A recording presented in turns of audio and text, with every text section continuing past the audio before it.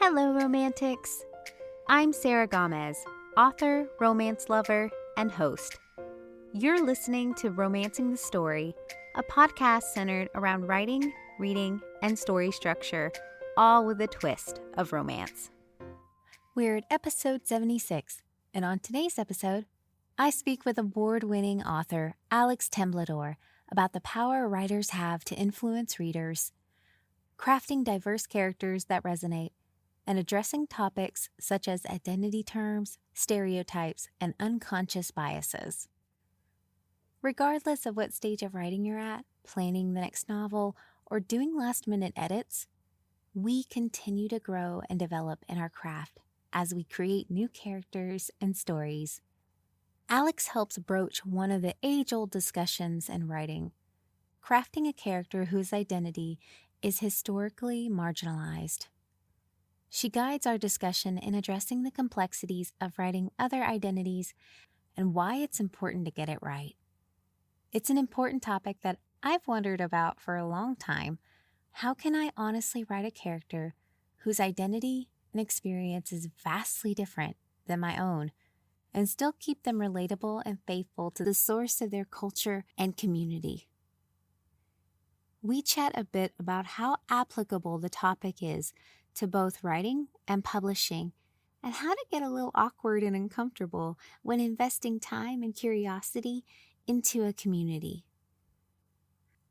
Links to connect to Alex and her books, along with other media mentions in the episode, will be listed in the description.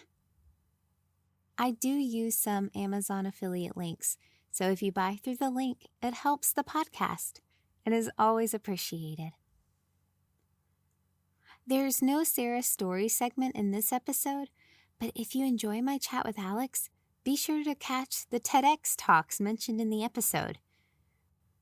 I included links in the description, and they are an enlightening watch that really solidifies that we are impressionable to what we read and conditioned to think of others by what we consistently see. A really fascinating glimpse into unpacking the thought process of our biases and where they stem from. With that said, let's jump right in. Welcome, award-winning author Alex Temblador. Yay! Hi! We were just chatting about it, that I'm so excited to finally have you on the podcast. And in case listeners don't know, can you tell them a little bit about yourself and your writing? Yes, so my name is Alex Temblador. I'm based in the Dallas, Texas area. I'm an award-winning author of 2 novels, Secrets of the Casa Rosada, Half Outlaw is my second novel. And then I am now the author of a new nonfiction writing craft book called Writing an Identity Not Your Own, a guide for creative writers. And it is, as it sounds, a guide to talk about and discuss the conversation around writing different identities, specifically historically marginalized identities, what it involves for writers, how it relates to the publishing industry at large, and what we need to think about when we're talking about this topic.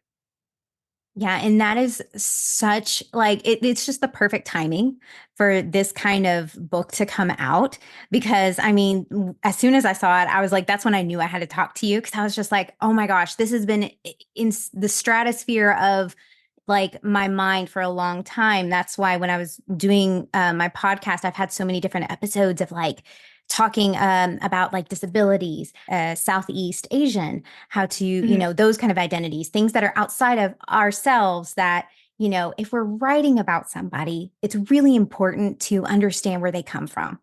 You've written this one, obviously, which is kind of like is kind of a guidebook for creative writers. Now, is your other book a nonfiction? My first 2 novels are magical realism, literary fiction, focusing on like messy families, coming of age type of stories. Oh, okay. Because I wasn't quite sure. I had seen on your website, I thought I saw some nonfiction stuff in there too. So I wasn't sure if it was fiction and nonfiction or some of that, a mix of both. Well, I'm actually also a journalist, so I write a lot of nonfiction. It's like everyday thing for me. So I'm not like new to nonfiction. I've written essays and such. So, but this is my Okay. first nonfiction book. Yeah. Oh, perfect. Perfect. Yeah. I was just kind of wondering like how that transition looked like for you as far as like okay, I'm writing fiction now and then I kind of this shift on to like a guidebook. So did that Oh, yeah, like how did that like come about? How did the idea come about to like uh write this book in particular? yeah. So I was okay, well, like I guess I can start a little bit further back. In 2020, American Dirt came out. It was a big conversation in the literary community. Um, and then COVID hit, so a lot of us didn't continue to have that conversation because we were talking about COVID. Mm, Um, I I got asked by a writing organization called writingworkshops.com. They provide workshops, classes, seminars. They asked me to teach a class on the subject because they were getting a lot of feedback from people saying like, we want to know more, or do you have anybody teaching this class? And I had already taught some classes relating to diversity and representation in publishing, or like trying to get a literary agent for them. And I myself like write a lot about that in terms of my journalism career. mm. And so I knew the head of that writing organization. He asked me to do it. I was nervous, did a lot of research, and I had over 100 people join that seminar. So which if you like do online seminars, Zooms, like that means even more people signed up. Like people were Yeah. very engaged and excited, and I felt it. And the biggest question I kept getting was, well, what else can I read? Where else can I get information on this? And as I was doing my research, I knew that there were some websites kind of about it, or people had been updating it for years, but they had stopped because it was a lot of work. Or I knew there was one book, and I say that like it was very, very short, called Writing the Other by Nisi Shaw and Cynthia Ward. Yes. And so it did cover a lot of historically marginalized identities, but it had been written so many years ago that it wasn't updated, and it just didn't have as much as I had envisioned in my mind that I would like a writing craft guide to have. So flash forward, I sell my second novel, Half Outlaw, and I have all these different characters of different identities, characters with disabilities or different races and ethnicities, some who had substance use disorder or were queer or indigenous. And I didn't have all those identities. I didn't have like close connections to all of them. And I wanted to make sure during the editing process, when I was working on it with the publishing house, that, really the question that we all have about this topic is like, how do I get this right? I only had 2 months. By the time I started, like, when I got the feedback from my editor, I had 2 months to really knock it out and make sure I had removed every little stereotype, misrepresentation, harmful portrayal. And I had done a lot of the work kind of already, but I got very, very like nervous at the end that I had missed something. And while I was like doing this wild editing phase that I just took on myself to do, nobody asked me to, I realized I was kind of creating like this editing checklist that's actually in the back of this book, the book Writing an Identity Not Your Own. And I was thinking, I wish I had this by my side already. I wish I had a book sitting here that I could just reference the whole time. And soon after that, I went to my agent and said, I think I need to write this book. Because if I want this, I know other writers want it too. That is such a important thing to have, I think, as writers. I think we can never have too much information. And there's Yeah. right now, we're kind of in the midst too of a lot of nuanced talks in Mhm. regards to race and sexuality and religion and culture. So I think that's such a great tool to have in your writer's tool belt as far as like, how do we approach the writing of someone who does not share our own identity? And So, absolutely. I wanted something that like approaches it on different levels. So not only just like, what am I specifically doing as a writer in the text, when I'm breaking down the text, writing it, editing it, but also what do I need to think about in terms of like critique and feedback from people who are reading my work that I've written, characters of different identities. And also like, how do I think about it in terms of like publishing and society, and what do I do if I get something wrong? So I tried to touch on as many different aspects of this conversation as I could in this book. without making it a huge encyclopedia. Oh, no, I love that because that's something actually I've heard from other writers as feedback is especially even if you're getting your book traditionally published or you're Mhm, pitching to agents, you should still have sensitivity readers. You should still mhm. have like different, anybody you're trying to represent outside of your own experience, that you have them also maybe read and give you feedback about it, regardless, because you want your book to be the best kind of representation it can be, for that kind of Absolutely. story. Yes. And I do feel like that's kind of, that's a lot of power to have as a writer. So it's important to wield that wisely. It So is. I think, and I can't remember the exact quote, but like Chimamanda Ngozi Adichie has this like beautiful quote in her TEDx talk that she has called "The Single Story," and it's something to the effect of like you have the power as a writer, and you also have the power to like create a single story for historically marginalized identity. I'm summarizing that. That's not like word for word. And if you create this like single story for people of certain historically marginalized identities, that gets taken by readers and it gets inside of them in ways that we might not expect or intend to, but it can create this false misconceptions about different communities and groups that they interact with or that are out in the world. And that's really why I think this conversation is so important is I just don't want those things to kind of continue to perpetuate. and I think too, if we don't have some type of way to kind of gauge that, to Yeah, find out, like, yeah, it's very easy to kind of fall back on things we've heard about or stereotypes or things like that, but we may not unconsciously agree. like yes, that we kind of fall into on accident. So that's why it's, I think it's such a great conversation to have.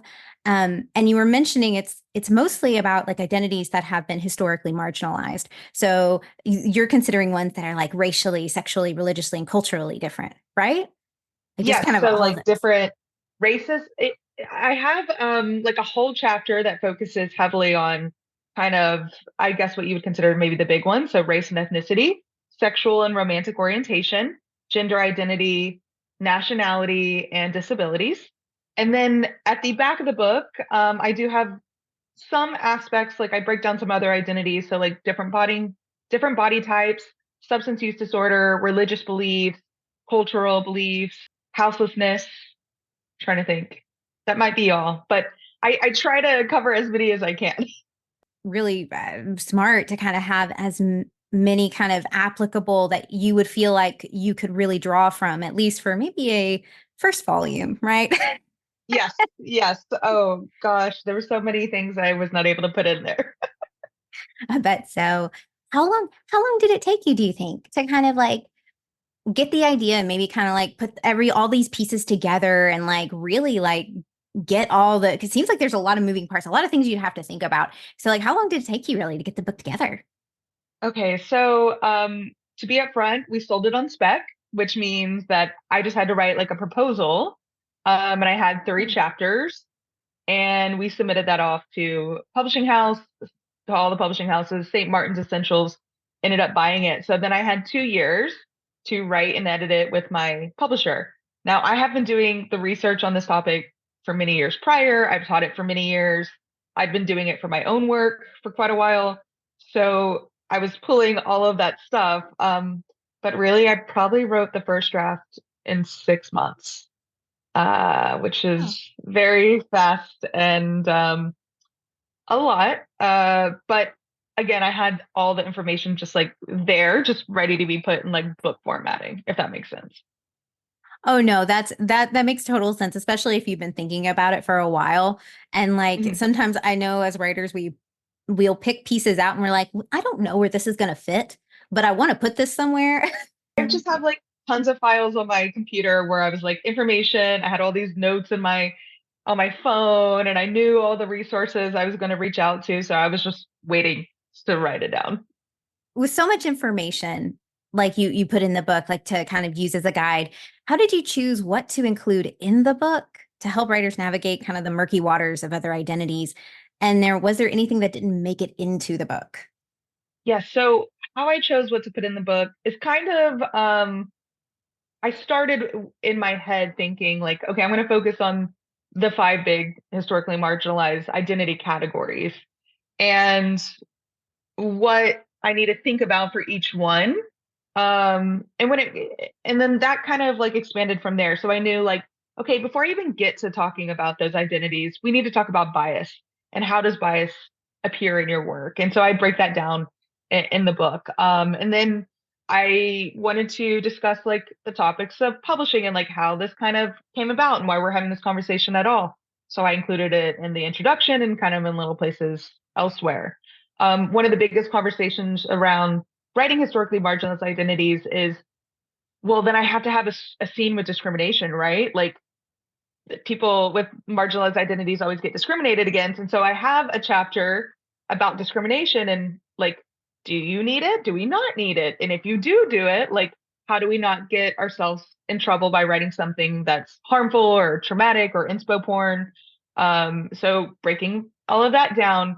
And then really for the editing phase of a writer of like a writing project, I really wanted to make that like a very important aspect of this book because I think that's where you actually do catch like most of the stuff, right?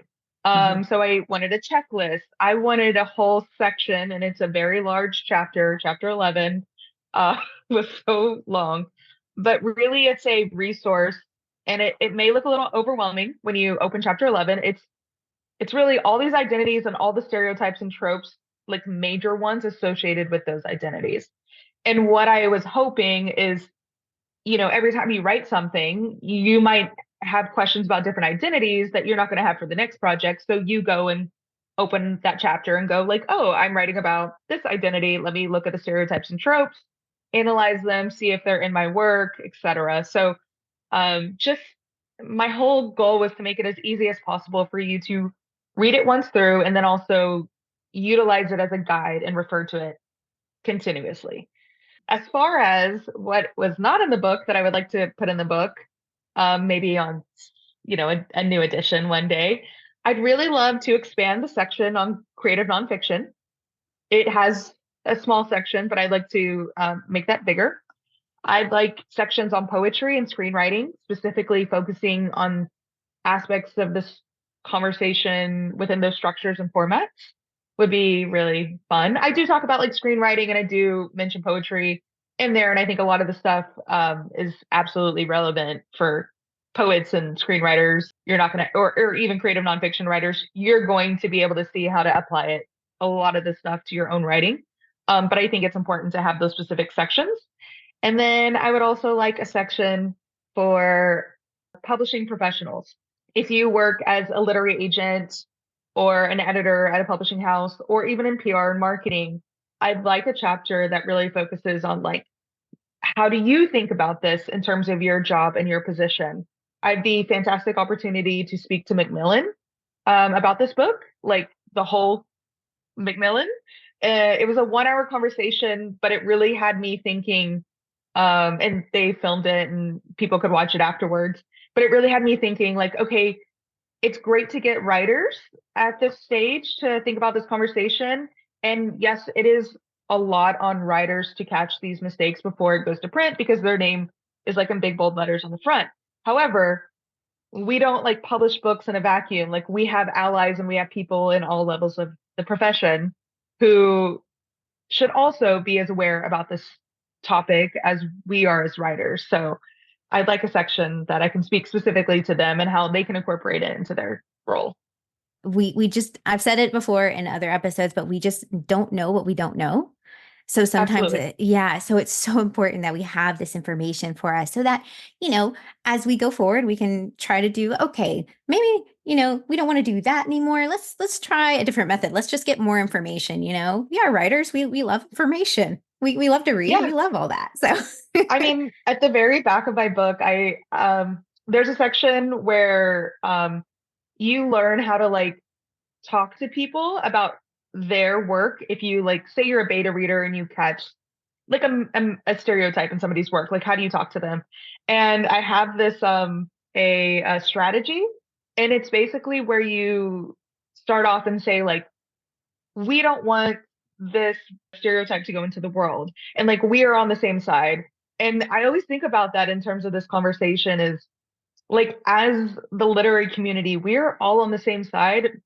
Most of us do not want to put something out that's incorrect or harmful, right? And if we have that in mind, we need to have these discussions with each other, and they're uncomfortable, they're not fun, and we all hate it and it makes us feel icky or whatever, but it's important because if I can tell like another writer, oh, maybe we need to rework that. Or if even if I was like in marketing and an editor brought something to me that seems iffy, I would want to go, hey, like this sounds like a great concept, but also like maybe you want to get double check that section.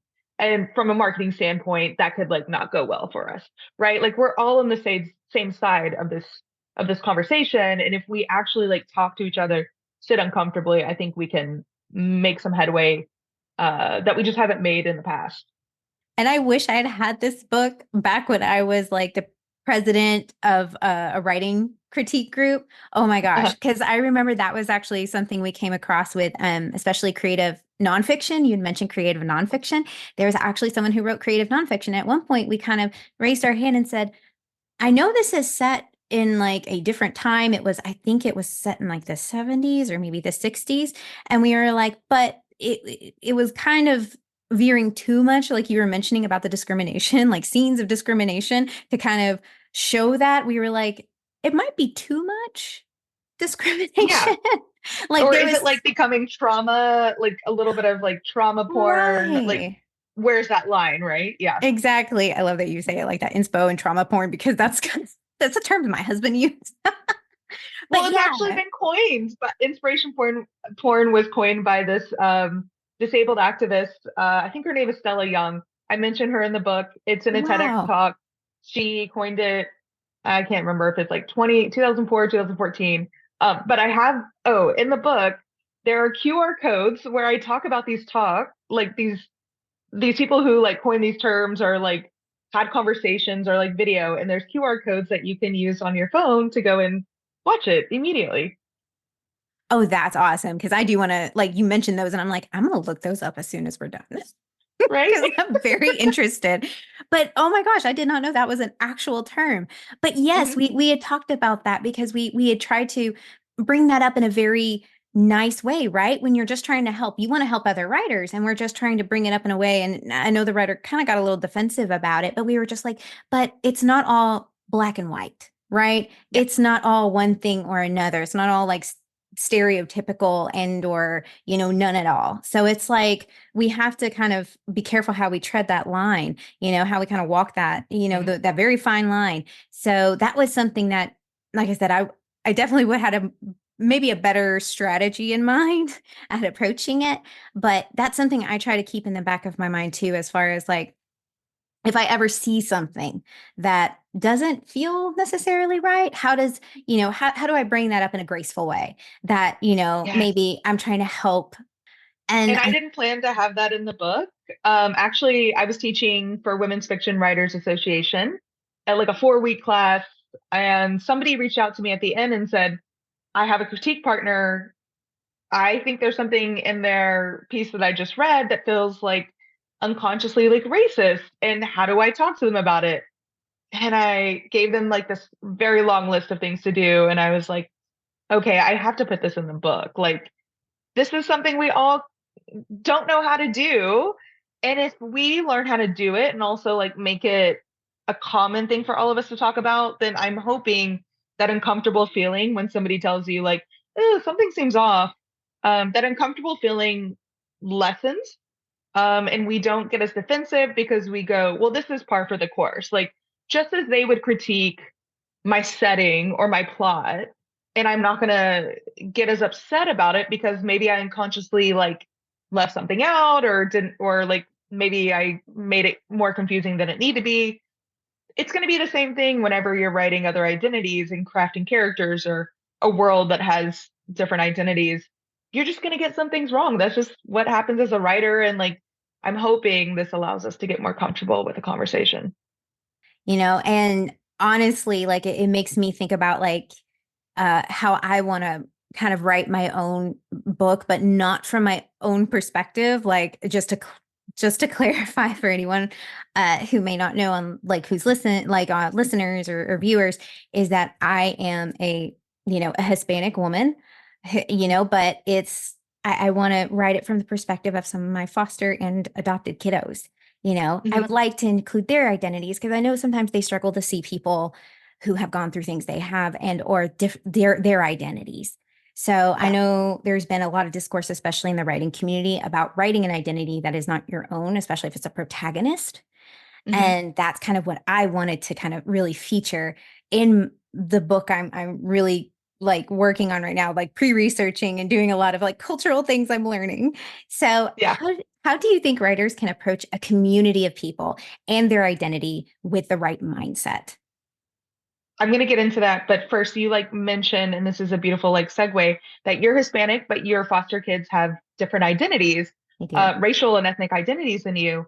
And I think there's this misconception among writers that if you are somebody who has a historically marginalized identity, that you're good. You're not going to make any mistakes writing any other historically marginalized identities. And I love that you're approaching it as like, no, I know to be aware that I have biases. And I just want to like put that out to listeners and viewers is that like just because you are marginalized in one way doesn't mean that you understand all the facets of other marginalized communities. And so that's good to be aware of. I love that aspect. If you are writing about a big community, well, one, and I have this in the book, like kind of a three part strategy is start out by diversifying your books, read people who are of that identity writing their own books, nonfiction and fiction, and support them online and offline, in various ways. Two, of course, you're going to do your research. I'm hoping if you're a writer you're doing a ton of research in terms of like listening to podcasts and downloading articles and studies and stats and understanding really like the history, culture, social experiences of people of that community and breaking down like those aspects within the time and the setting that you have. So, like, do you necessarily need to know everything about Latino people in all of the US if you're just writing about Latinos in Del Rio, Texas in 1924? Kind of, but you don't need like to do so much research. You need to focus on Del Rio, like what were happening with Latinos in Del Rio, Texas in 1924. Like, so focus your research. But also, and I think you've probably been able to do this, being a foster parent, is really connect with that community so much in an authentic way, in a way that's not like I'm here to connect with you because I'm writing a book and I need something from you, but like really connecting in a way that I want to invest in your community. I'm going to support you and be allies and accomplices in bettering your community in however way you choose to do. Um, and having them trust you. There's this beautiful quote by James Ransom where James Ransom is a children's illustrator for children's books.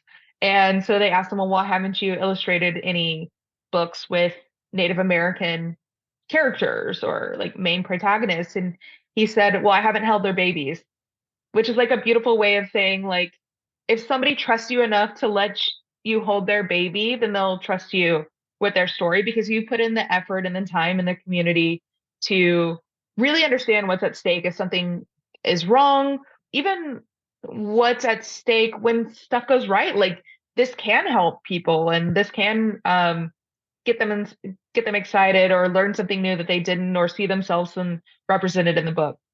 I've found is that approaching it with like you said, with an openness, with a curiosity of like, okay, there's a different way of living life than I know of.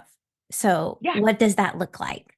And because I mean, there's some things like culturally, like I did not know about my kiddos' backgrounds. So that, and I would have never thought to know. Like there's just a lot of nuance there that you just learn about that it's Yeah. not, yeah, that you just don't think about. I love that you mentioned nuance because you I don't think you can or you can create a character that doesn't have that cultural nuance, but it might fall a little flat or a little two-dimensional. But if you have that nuance, that stuff that you can't find out by like watching a TV show that's on Netflix or watching a movie, like you will find out those nuance, those little details that people within a culture and a community will share with people they trust when you are engaged with them. When you are, they've invited you to the barbecue or, so to say. That's how you find out and discover those little things. And that's how it's going to, if you put those things in your representation in the book, people who read it who are from that community are going to go, oh, I know exactly what they're talking about. Like, and then they might find out that you don't even have their identity, and they'll go, how does she know that? And if she knows that, she has to know somebody within that community so well. She's connected to us so much so that she knew it was important for me to add for her to add that detail for me as a reader to recognize and see and feel seen by. Oh my gosh, that reminds me of one of my friends who is absolutely amazing. Her name is Amber Royer, and she did so much research on Latinx kind of identity because that was her Uh-huh. main character, and the main protagonist spoke Spanish. But I was reading it, and I was just like, "Oh, this is like she definitely did the work." There's like slang in there and everything. Yeah. I was just like, "Oh, girl, you really did your homework. Can you speak Spanish?" I was convinced. And she said, Yeah. no, my friend helped me. She says, and she taught me all the different little like slang words and things like that, when you would use them, when you wouldn't, things like that. And I'm just like, Yeah. dang, I was so impressed by just the amount of work and research she did into Hmm. really learning about the cultural pieces and like the language even. So it's those little things that stand out to me and say like, this was incredible because it does. I see like pieces of myself in there. So I thought that was amazing. Yeah. Yeah. And I think that just speaks to like what we as writers should do and want to do. We want to like have people of those communities go like, oh man, that's good. That's good. Like, Yeah. and tell their friend and share the book with other people and being like, oh, she got it. Like, You had mentioned like the researching part, like kind of being mhm. invested in the community. So if we don't have friends, do you ever suggest a way of like trying to get in, like trying to find ways into that community, or like just like reaching out, trying to find like a friend of a friend who might help you kind of learn Yeah. more? Yeah, so I have an exercise. Every chapter in my book has exercise, most every chapter. And like the very first exercise, it kind of shows you who you're surrounded by, and that you generally surround yourself with people who are the same, like race, ethnicity, sexual orientation, even like education, class, all of those aspects. We've kind of evolved in a way like where we have our in group, and then there's those out groups, and we tend to congregate with people who are similar to us. Mm. And so you have to like make an effort to have those very diverse groups of friends, or close knit group community individuals. It is hard, and like rightfully so, it's going to be hard for you to go and put yourself out there and connect with these communities. But like you just kind of mentioned, we know somebody who knows somebody who can provide the introduction.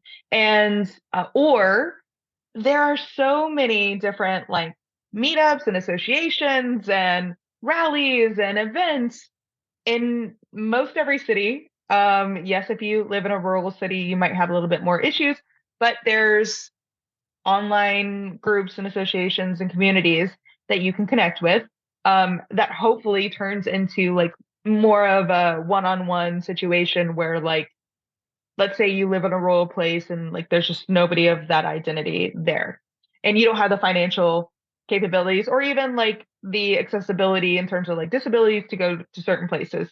Fair.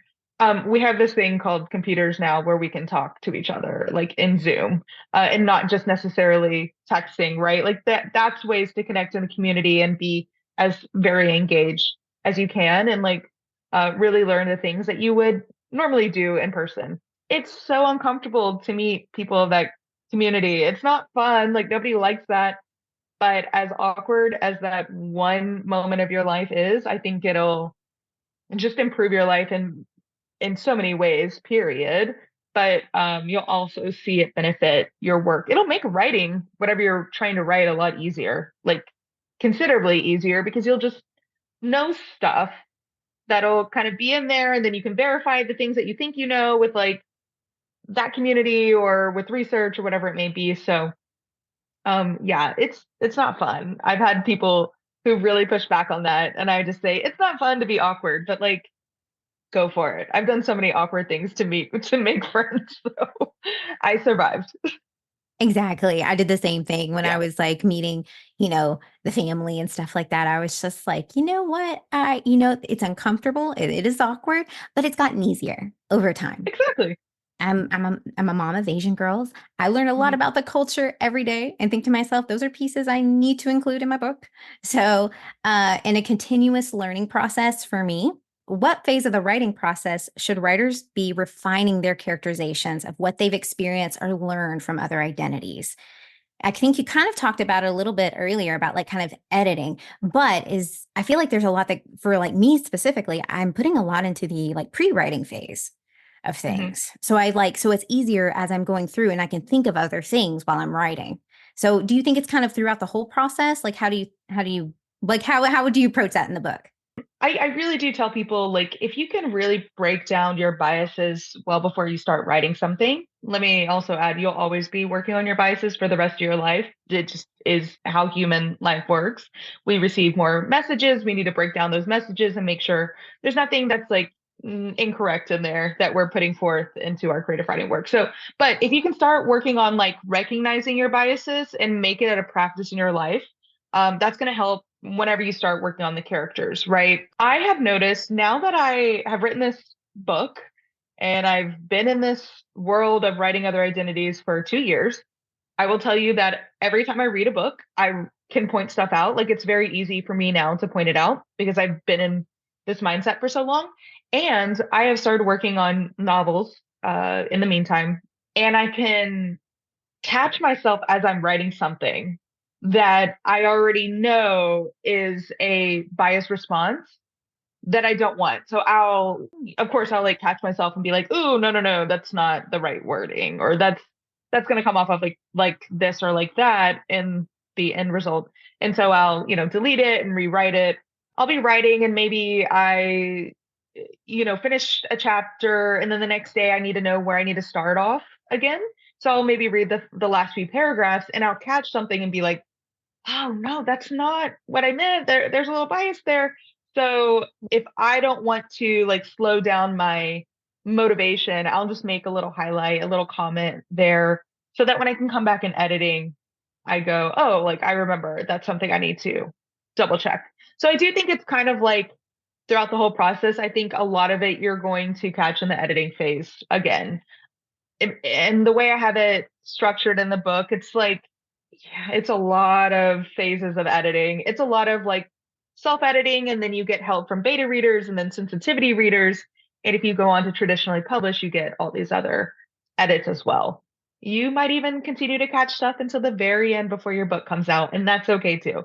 Well, because when you like, let's say you get the book in great shape and you think it's fantastic, and your agent does too, they send it out, it sells, but a book takes 2 years to publish traditionally.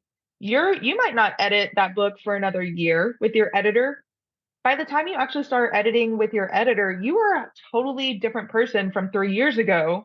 When you finish that book, you've learned so much more about bias, I'm hoping, and your own, and or you learn more about different like social experiences about a certain identity, so that whenever you get to the editing phase, you're like, oh my gosh, how could I have missed that? But you might not have known it 3 years ago. So it's always something to kind of keep your eye out for. I think that's what's so fascinating about your book, especially to me, is because I feel like it's a little bit of self-help and like writing craft, because I feel like it's both how to recognize it in my own work and others as well.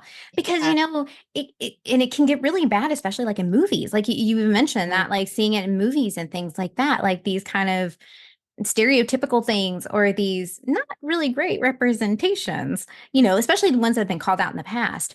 But like, and I think those can like ruin an otherwise maybe good movie or a good book even, you know? Yeah. So If it's if it doesn't ruin it, it just makes you go like, oh, I just had like all these high hopes and then now I like get yeah. kind of disappointed and I think it's just as valuable to know what to not keep in our book, right? When we're like mhm. working on like characterizations and things like that and how to write the identity that is true and authentic. So, how do writers decide what not to include in their book regarding other identities? Yeah, that's such a Is that hard where the question. And nuance? it Is that where the nuance kicks in? yeah. I mean, of course, all the bad stuff. I don't, I don't want the stereotypes and the Fair, harmful tropes. All of those fair. are like given. I guess this conversation really comes up with discrimination.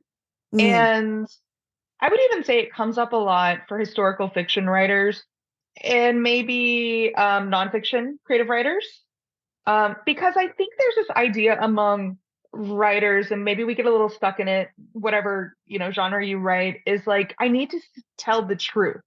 I found this in something I researched, and I need to share that truth that I have found from the research. And yes, we absolutely want to like be true and accurate, but sometimes, like you were explaining with your creative nonfiction experience with the writer, we focus on the things that are more harmful overall in the story or that can impact your readers negatively or come off negatively, even though like maybe historically, maybe they did happen, maybe they did occur, but does it send a message about your character in a way that continues to perpetuate like a false idea? Like, does it continue to send a message that disabled people are victims who have no agency? Like, if you show another story about disabled people in a mental institution, like, and harping on their on the abuse that they suffered. Yes, we know that happened. We know it still happens.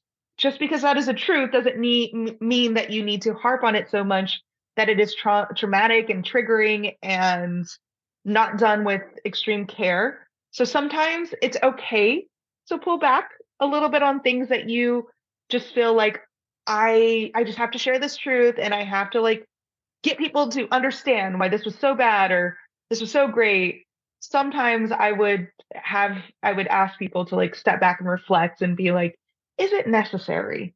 Does it like really do anything for the plot or the story or the character besides something that's kind of harmful or triggering for your readers? I also think I've been thinking about this about sci-fi and fantasy.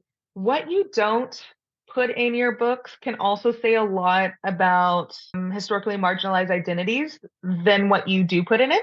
So if you're like creating this whole other world that doesn't necessarily exist in our reality, like it's not our reality. Well, let's say you write a whole fantasy that doesn't include any queer characters. The question is, your reader might go, well, why doesn't that world have any queer people at all? For what reason? And so you might have like that kind of feedback of things like that you decide not to consciously put in your book, or maybe you think I'm not going to put it because I don't feel comfortable, come up in that way with readers. So not putting stuff in there can be equally as harmful as putting certain stuff in there, which I no, know is like a struggle. This is all like I'm not giving like a concrete answer, but sometimes it's just like each situation is different kind of thing. absolutely. If you're looking at especially fantasy and sci-fi, there is so much you can go into that we could look at as far as like outside of our own experience. Yeah, of course, there's no kind of no limits to those communities or like to the world building, I guess. But then there's also like other things where I've read like sci-fi and I'm like, nobody here has a disability. Like when Right? you get older, things happen. Like people can become disabled in so many different ways. Or like you telling me like genetically nothing happens in that world with among aliens that like might not result in a disability. Like I ask all those questions all the time when I'm reading books. You know, that was something I actually recently talked about with one of my author friends and listener, Melissa Whitney. She had written several books already. I think she's come out with a third or fourth one. And Ooh. her character, yes, and she's really coming out with a lot of them. And this year, she's doing amazing. And she's a disabled writer writing about characters with disabilities. And something she had mentioned in one of my episodes was that, you know, people think as a person with a disability that our lives are so sad. And they want Oh to gosh. make this one piece of me my entire identity, which I thought was Yeah. really impactful. And I was just like, you know what? People do that. They do. Sometimes it, like Hmm. you said, it's our unconscious bias that we just don't think about a lot of times because we get fed that information and then that kind of ends up being like conditioned in our head somehow, Hmm. through either TV, media, or something else. So that was something she was mentioning that she was just like, we have full lives beyond these identities that that are part of us and very much Yeah. color our world and very much our big part but aren't the only part of us. So Yes. And well, like, and this goes back to writing. So that there's two identities already. Like she like is a woman, she has a disability. Like, so when you're building a character, your character never just has one identity, like one main identity that you need to build them around. So if you want to write a character who is a different race, who let's say is Black, you're not just going to like build a character based on their race and ethnicity. That's not how you build a character. Is that character abled? What sexual and romantic orientation do they have? What's their gender identity? Where did they grow up? What is their class level? What is their education? Like all of those things are going to make a fully well-rounded character. And we call that or writing with intersectionality in mind. You want to look at if my character has all these identities and all of this background, how does that inform the way they speak, the way they move, the way they talk, the way they feel in their skin, the way other people perceive them, the way the law perceives them, their access to the world or not access. So it is really important to, even though we might do it in our minds, go like, I just see you with that one identity. It just, that's not true. And every single person, ourselves included, can go, well, I know that I'm more than just being a woman. And I know that I'm more than just being mixed. I'm also Mexican and I'm also white and I'm also abled. And I know all of that informs how I move in the world. And think about that for your character too. yeah, and those pieces all play into each other to make sure Mhm. that we can make a well-rounded character and characterization that's true and authentic. And you know what? We have talked so much about your book. Oh my gosh, a little bit of self-help, a little bit of writing craft. We got everything in there, whether you want to be like a more well-rounded writer or you're looking to help other writers even. So, where can listeners find your books and how can they connect with you? So you can find my books at, I always suggest go to your independent bookstores, and if they don't have them, ask them to order it or go to your library. Of course, but they're available anywhere.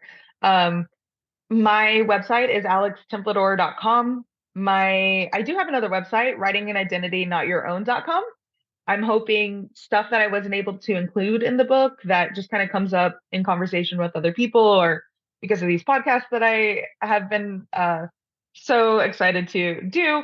I'll like make notes afterwards and be like, oh, maybe I should write maybe a blog about that. So I'm very bad about staying on myself, but I'm trying to write little blogs and provide like information on there as we go so that people can continue to go and like find more information on this topic.